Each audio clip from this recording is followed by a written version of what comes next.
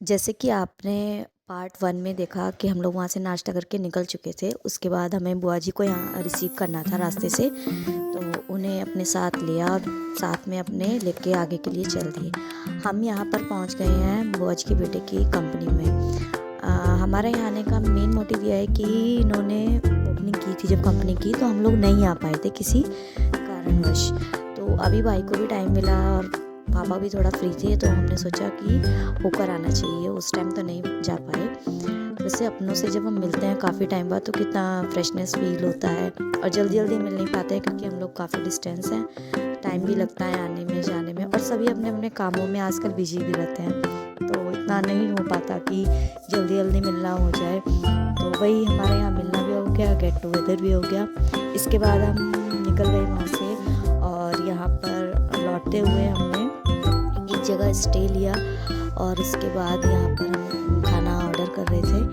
अब ये ना तो डिनर में ही था और ना ही लंच में था, लेकिन भूख लगी थी तो इसलिए हम लोग यहाँ पर रुके और लंच क्या डिनर भी समझ लीजिए, वो अपना मंगाया, फिर खाया। बेटू की पसंद का था सब कुछ, उसको यही खाना था, दाल मखनी और नान और राइस। तो वही उसकी पसंद का मंगा लिया, क्योंकि वो खा ले तो लगता है सबको हाँ ठीक है, वही खा रही वही हम लोग खा लेंगे। बच्चे के साथ ऐसे होता है कि जो बच्चे को पसंद है वही मंगा लिया जाए तो ज़्यादा अच्छा लगता है, अब वो फिर मन से खा भी लेगी। अब यहाँ बोला इसने कि मम्मा मेरे साइड भी कैमरा करो, मुझे भी ब्लॉग में आना है। फिर मैंने इसके साइड एक कैमरा कर दिया था, फिर आराम से ब्लॉग उसमें कैमरे में देखकर आराम से खाना उसने प्रॉपर तरीके से फिनिश कर लिया।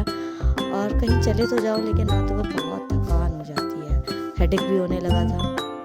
फिर हम यहाँ से खाना खा के उठने लगे और फिर अपने घर के लिए प्रस्थान किया हमने आगे के लिए।